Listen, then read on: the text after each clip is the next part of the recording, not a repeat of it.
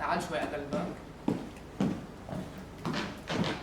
تفضل. بدي اذا بتسمح صحن فوارغ، جط محاشي كوسه مش كوسه بتعرف عليها بشكل يعني، وصحنين حمص وجط بط خروف كمان. تمام، وانت شو بتحب تطلب لي؟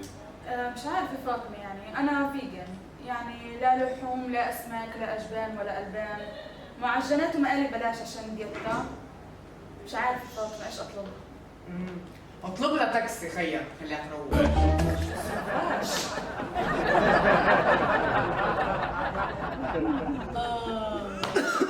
نظمية يا عامر يا عورة شبابك يا عامر، بكر يا عامر. تتذكري يا نظمية لما طردوني من شغلي كيف ضليتك واقفة جنبي تدعميني؟ صح يا عامر صح يا عامر. تتذكري يا نظمية لما فتحت محل وانكسرت وخسرت كل مصرياتي كيف انك ضليتك واقفة جنبي وما تركتنيش لحالي؟ يا عامر صح بتذكر. بتذكر. تتذكري يا نظمية لما مرضت ضليتك واقفة جنبي وما تركتنيش ولا دقيقة؟ بتذكر يا عامر. ولسه يا نظمية وانا وعلى فراش الموت كمان ضليتك جنبي وما تركتنيش. صح يا عامر صح.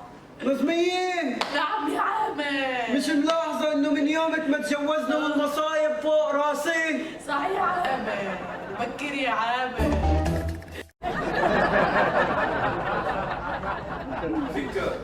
تركها من شان الله تركها. شو فيك اتركها يا؟ فوت هسه على البيت جيب لي كل المصريات والذهبات اللي جوا بترك لك اياها.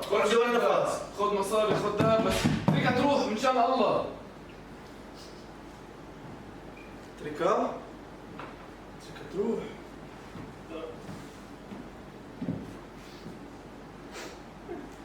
صراحة أول مرة بشوف زلمة نفوز لمرته. بس يا أخي أنت لا بتحبها؟ ولك شو بحبها مش بحبها ومرته هاي، مرتي على الطريق ربع ساعة تكون هون فيكها بسرعة. إيش؟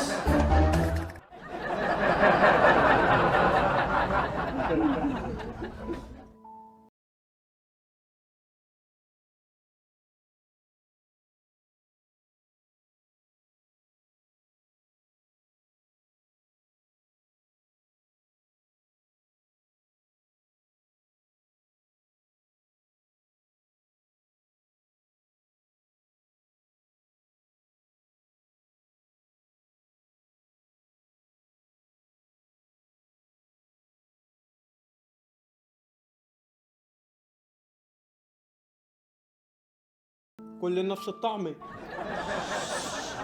والله كل نفس الطعمة.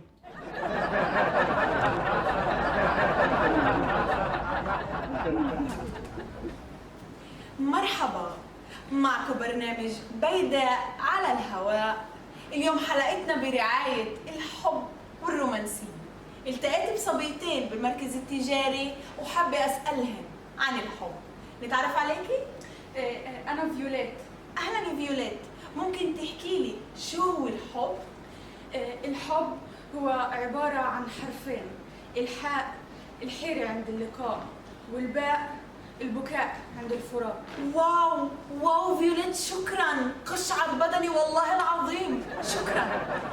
نتعرف عليكي؟ فاطمة. أهلين فاطمة، ممكن تحكي لي يا فاطمة شو هو الحب؟ الحب هو عبارة عن حرفين، حاء حمار بكذب، باء بقرة بتصدق. يولاد وراي.